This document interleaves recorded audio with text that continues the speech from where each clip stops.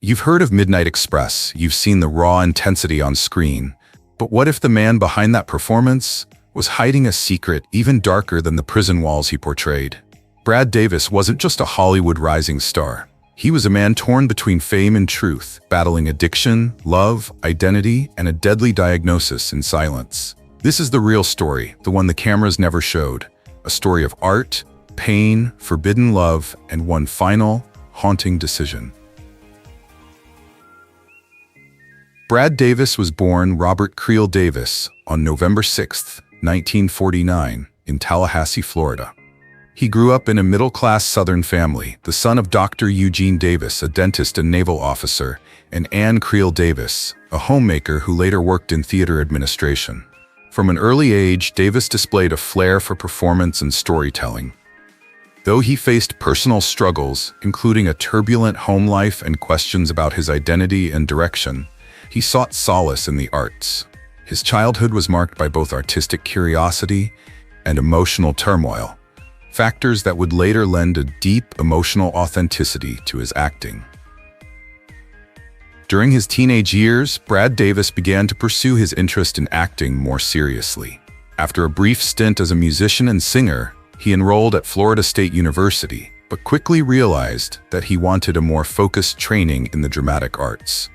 His passion led him to Miami-Dade Community College and eventually to the American Academy of Dramatic Arts in New York City. It was there that Davis began to hone the raw talent that would later make him one of the most emotionally intense actors of his generation. Brad Davis began his professional acting career in the early 1970s, appearing in theater productions and gaining recognition for his naturalistic acting style. He quickly transitioned into television, landing guest roles on shows like Policewoman, Kojak, and Starsky and Hutch. His early roles established him as a versatile young actor with a gift for portraying troubled, passionate, and often misunderstood characters. Davis's breakout role came in 1978 when he starred in Alan Parker's gripping prison drama Midnight Express. Portraying Billy Hayes, an American college student imprisoned in Turkey for drug smuggling, Davis delivered a raw, visceral performance that electrified audiences and critics alike. His portrayal of Hayes was both physically and emotionally intense, an unforgettable performance that earned him the Golden Globe Award for Best Actor in a Motion Picture Drama.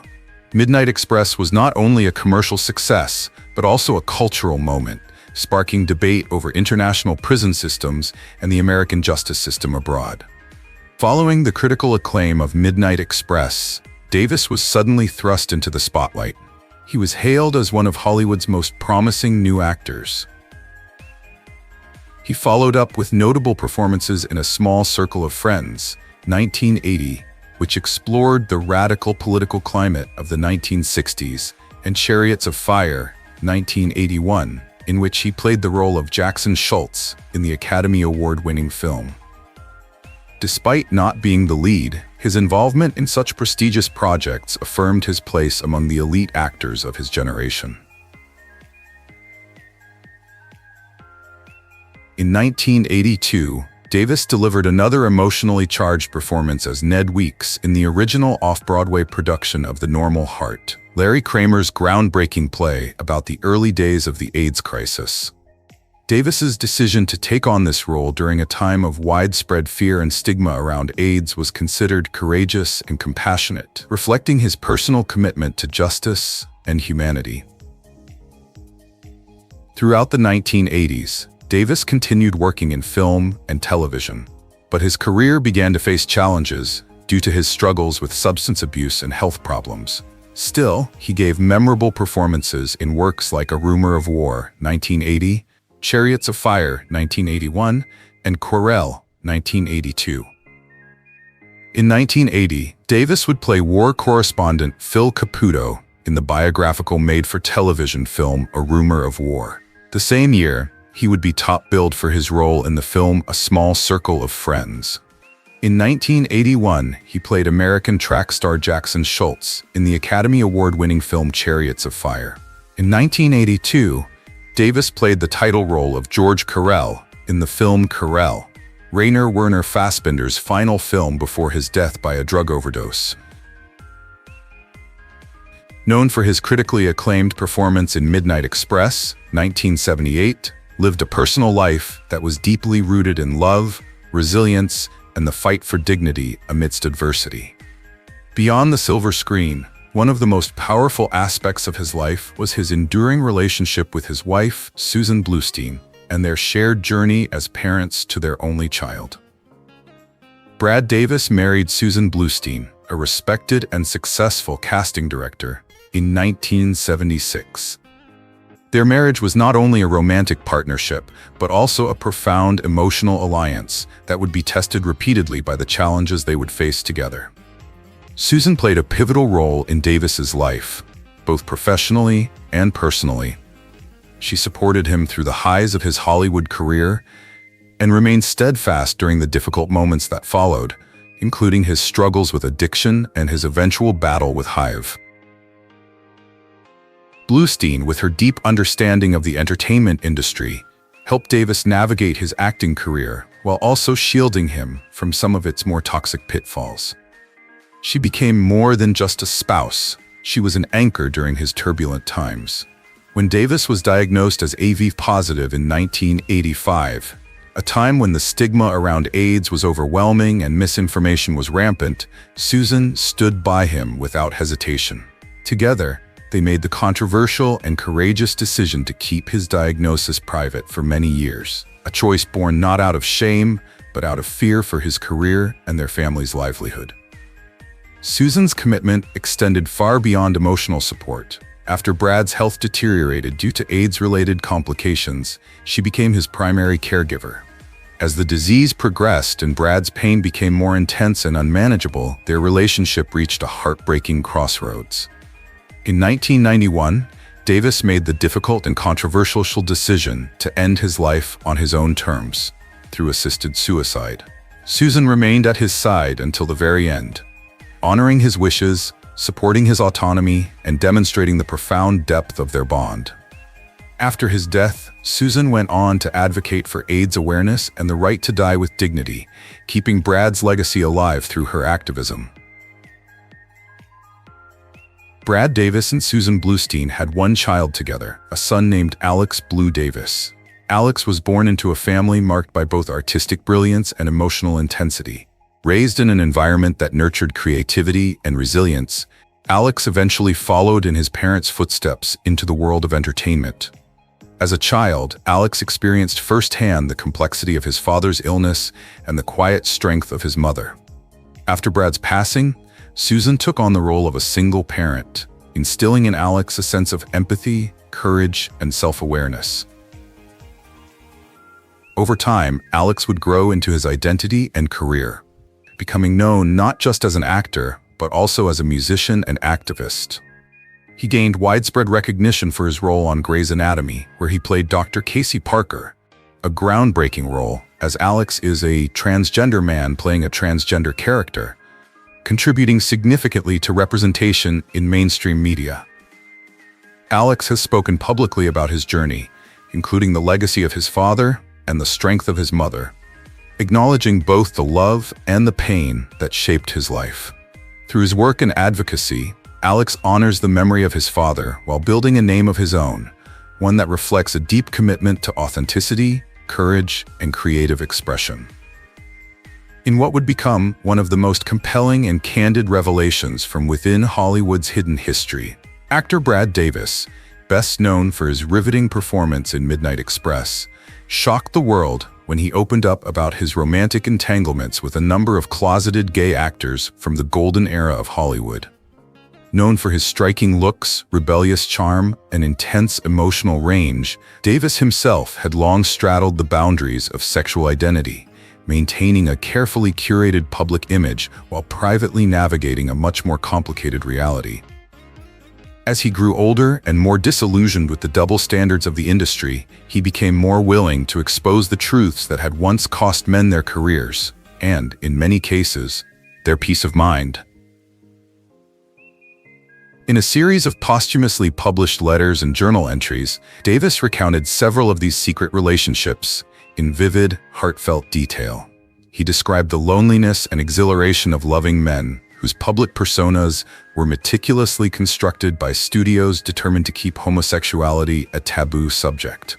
He wrote with reverence and sorrow about a leading man from the 1950s, described as a silver screen god with a jaw carved from marble and a laugh like whiskey, who taught him about tenderness in a world built on artifice.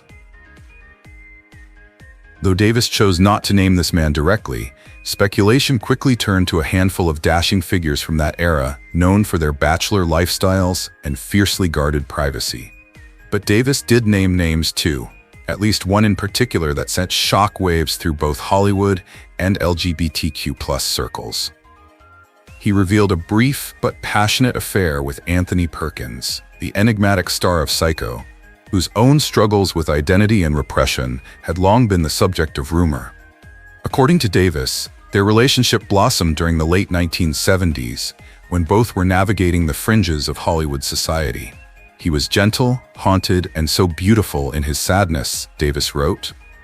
We understood each other without needing to explain why we hid so much of ourselves. We were like shadows touching in the dark. The actor also referenced a flirtation with Rock Hudson, arguably the most famous closeted star of his time, though he stopped short of claiming a full-fledged affair. Davis described their interactions as charged and playful, filled with longing and laughter beneath a layer of polite indifference demanded by the room we were in. It's unclear whether anything physical ever happened between them, but Davis's writings hint at a mutual understanding. A silent pact between men who knew too well the stakes of living authentically in a ruthless industry.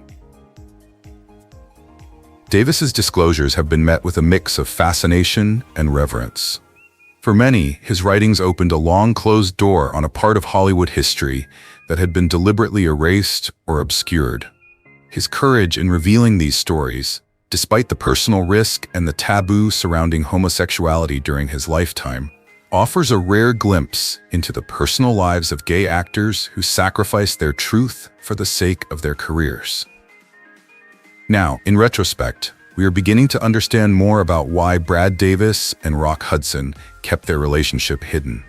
It wasn't just the pressures of Hollywood, it was also tied to the terrifying emergence of the AIDS crisis in the early 1980s. Rock Hudson, who had been one of the first high-profile celebrities to die of AIDS-related complications, passed away on October 2, 1985. His death shocked the world and served as a wake-up call about the deadly epidemic that was ravaging the gay community and being largely ignored by the mainstream media and government. What many didn't realize at the time was that Brad Davis himself had also been diagnosed with HIV in 1985, the very same year that Hudson died. The timing is chilling and deeply symbolic. Davis kept his diagnosis a secret from the public for years, continuing to work in film and television while battling the illness privately. The stigma surrounding HIV/AIDS during the 1980s was intense, often fueled by misinformation, homophobia, and fear. People living with HIV were often ostracized, and those in the entertainment industry faced not only the physical toll of the illness, but the added trauma of being shunned or blacklisted. Davis's decision to keep both his relationship with Hudson and his HIV status secret speaks volumes about the environment they lived in. One where love and illness had to be hidden away, where vulnerability was met with silence or scorn. In 1991, a few months before his death, Brad Davis made the courageous decision to go public with his diagnosis. His widow, Susan Bluestein, later revealed more details in her memoir After Midnight, shedding light on Davis's personal struggles, his bisexuality, and the immense emotional burden he carried.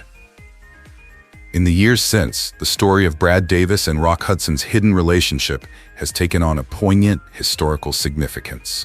It represents not only a private love story overshadowed by fear and disease, but also a powerful reminder of the human cost of silence. As more is uncovered about their lives, we gain a deeper understanding of the sacrifices they made, not just for each other, but for their careers, their reputations, and their dignity. Their legacy now serves as a reflection of an era when being true to oneself could come at the highest of prices. Today, as we look back on these intertwined lives, the secrecy surrounding their relationship and diagnosis speaks volumes about the era they lived in.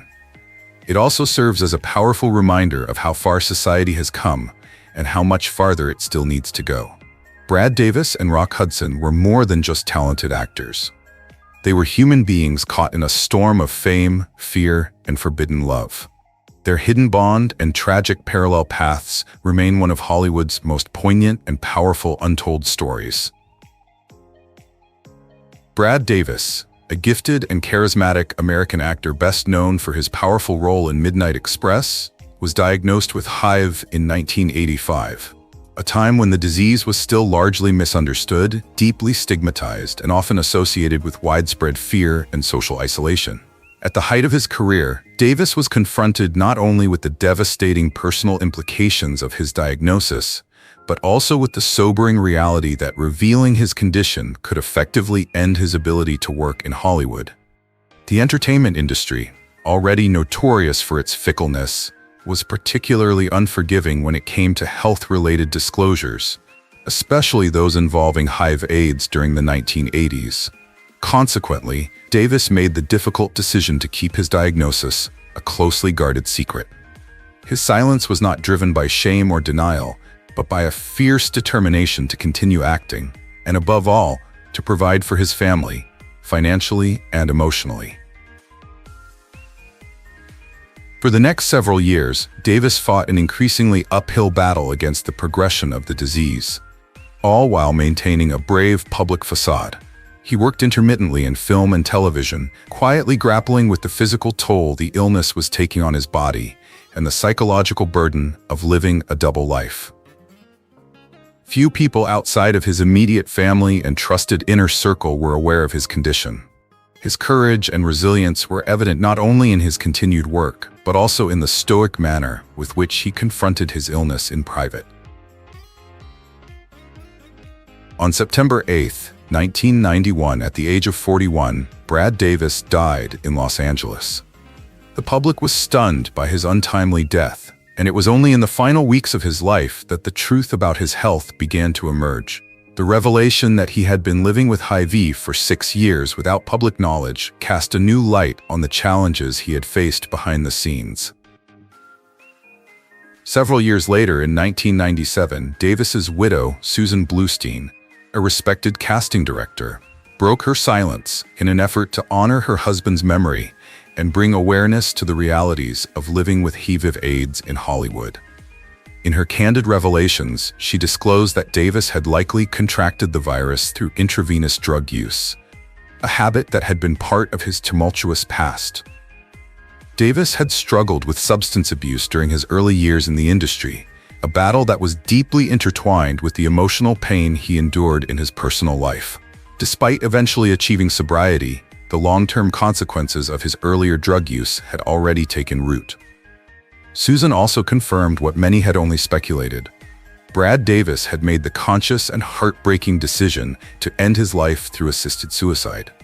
He had chosen to die with dignity, using a deliberate drug overdose to escape the suffering caused by the final stages of AIDS. This act, while controversial, reflected his desire to retain some control over his fate in the face of a disease that had steadily robbed him of his vitality and independence. His choice highlighted the agonizing decisions faced by many people with terminal illnesses, especially at a time when effective treatments for HIV/AIDS were still in their infancy, and compassionate end-of-life options were rarely discussed openly. The depth of Davis's private struggles was further illuminated through a book proposal he had written prior to his death. In it, he described the immense pressure to conceal his HIV-positive status, not only to preserve his career, but also to shield his loved ones from the stigma and fallout that such a revelation might provoke. His words painted a haunting portrait of an artist trapped in a system that prized image over honesty, and in which vulnerability was often seen as weakness rather than bravery. The unpublished manuscript served as a poignant testament to the emotional and ethical dilemmas he faced, and his story became a symbol of the broader cultural silence surrounding HIV/AIDS in the entertainment industry during that era. Brad Davis's legacy, however, did not end with his passing. He is interred at Forest Lawn Memorial Park in the Hollywood Hills, a resting place shared by numerous stars of stage and screen. His burial there signifies not only his lasting connection to the Hollywood community, but also a quiet acknowledgement of his contributions to the world of film and the deeply personal battles he fought while in its midst. Over the years, fans, friends, and advocates have visited his grave to pay tribute to a man who gave so much of himself on screen and who endured so much in silence behind the scenes. In the decades since his death, Brad Davis has come to be remembered not only for his talent, but also for his courage. His life and the posthumous revelations surrounding it have contributed to broader conversations about HIV/AIDS, addiction, stigma, and the importance of compassion and understanding in the face of suffering. Through the efforts of his wife Susan and others who have kept his story alive, Davis has become a quiet yet powerful symbol of resilience, a reminder of the hidden struggles so many endured during the early years of the AIDS crisis, and of the urgent need for continued advocacy and openness. Brad Davis lived a life that burned bright and ended far too soon. Behind every role was a man carrying invisible scars and a truth too heavy for Hollywood to hold. But through the pain, he left behind a legacy of courage, love, and a son who continues that truth in his own voice. If this story moved you, share it. And don't forget to subscribe for more hidden histories, untold love, and the voices that refused to stay silent.